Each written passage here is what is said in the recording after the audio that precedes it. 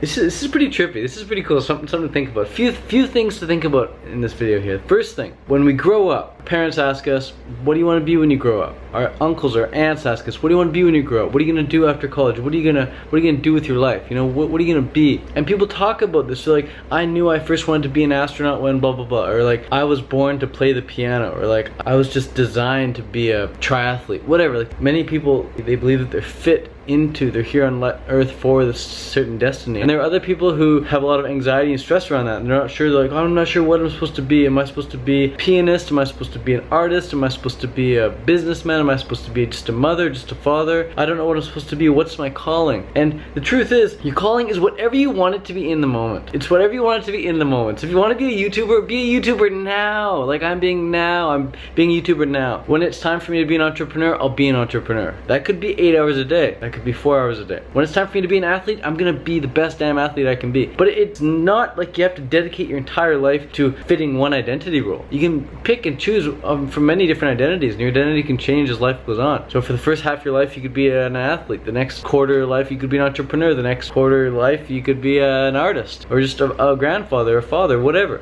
Up to you. It's not like you need to set, okay, for the next 5 years I'm gonna be this. It's like whatever you want to be it in the moment. Oh yeah, so I used to think that I was gonna be a writer. But before the technology of writing even came out, before there was pens and pencils, you weren't a writer. You were maybe an artist who did some cave paintings, but there was no identity, there was no label as he's a writer, she's a writer, they are a writer. So people didn't have to come up with, oh, I'm gonna be a writer. They didn't have the technology. And then when the technology first came out, then people started to adopt that job title and think like, I'm gonna be a writer. So now we're moving away from the pen and paper. A lot of kids don't even know how to write anymore. They're learning to type on iPads, learning to read and write on iPads, on iPhones, on laptops. So eventually that's gonna be phased out altogether. It could be phased out altogether. I'm not saying it will be for sure, but it definitely, it's the pen and pencil are becoming like the feather and quill, or whatever it is, the feather and the ink bottle. I don't even know what it's called anymore. It's all outdated, that shit is. So in the future there might not be writing. And the way of expressing yourself could just be through making videos. Like this technology did not exist, or maybe it did in very crude form, 10, 15 years ago. But now it's so commonplace. We see little 2-year-olds making videos on their iPhone and 4-year-olds making Snapchats and everything. It's crazy. So video is a new mode of expression, and it's people are tuning into. People hardly read anymore these days. When you go to a news article website, you see the big paragraphs used to be big chunks of paragraphs. Now paragraphs, when you open a newsletter or you go to a blog or something, paragraphs are like a sentence each. Each paragraph is a sentence. Paragraph, paragraph, paragraph, paragraph. Because people just want short chunks of information. So watching videos, typically you can break it up and it's just easier to passively consume this information. So anyways, that's point number one. Big point there. I used to express myself through writing. Now I do it through video. It's just so much easier. Pick up the camera and film. There's something magical about writing. I love writing, I love editing writing, I love making those sentences just perfect, but video is just so much easier to get out there quick and easy. The second point I want to make though is that we've heard this before, but let's see it in a different way, and that is, we don't know what we've got till it's gone.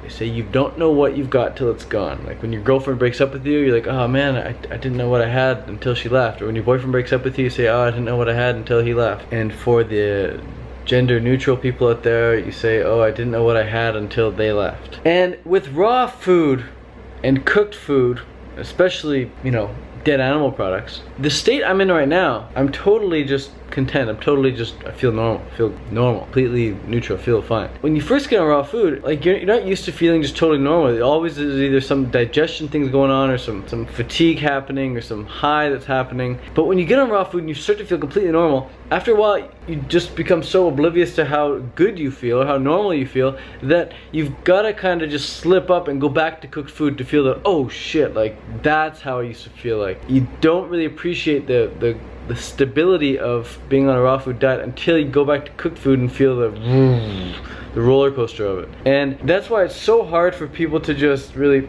stick to a healthy eating plan, because after a while of eating healthy, maybe a day or two, just feeling completely normal, it just becomes normal.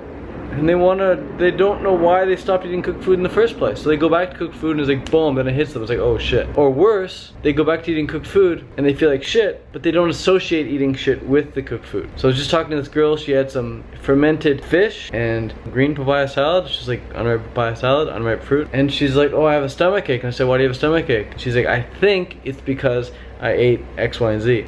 You ate that in the first place because you didn't associate ahead of time eating that with feeling like shit. So you ate that in the first place because, yeah, you're feeling good, you're feeling normal, maybe you're feeling hungry, and you're like, oh, I'm gonna eat that fermented fish, that rotting fish, and this unripe fruit, because how I feel right now, I'm totally oblivious to how normal I feel. So I'm gonna eat this food, and then boom! Then I learned my lesson. And you're like, oh shit, I got a tummy ache. That's pretty powerful, how we don't know what we've got till it's gone, and that's why it's so hard for people to stick to just a normal healthy eating plan, because a normal healthy eating way of life, a diet, after a while it's just so normal, it's just so, oh, there's no ups and downs, it's just like, oh, I'm chill, I'm cool, I feel great eating. When by great, I feel great. I mean, I feel normal. Like I just feel normal. Like you wake up, you eat some bananas, you go about your day. It's just. But if you wake up and you have like, you know, an omelet and some bacon McGriddle from McDonald's or something, you wake up, it's like, and then major down. But then when the down comes, the coffee comes, and the high comes back up. So it's like people are just balancing out the highs and lows with drugs. Some people in my family, they'll wake up with coffee. They wake up and they need the hot coffee high to get going in the day, maybe 2 or 3 coffees, and then they sedate themselves throughout the day with the cooked food, and then they put themselves to sleep at night with the booze. So it's just they're constantly juggling these different drugs. Peace. Thanks for watching. Come free yourself.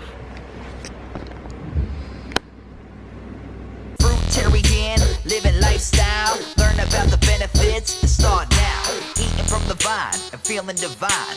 Fruit living with nature's design.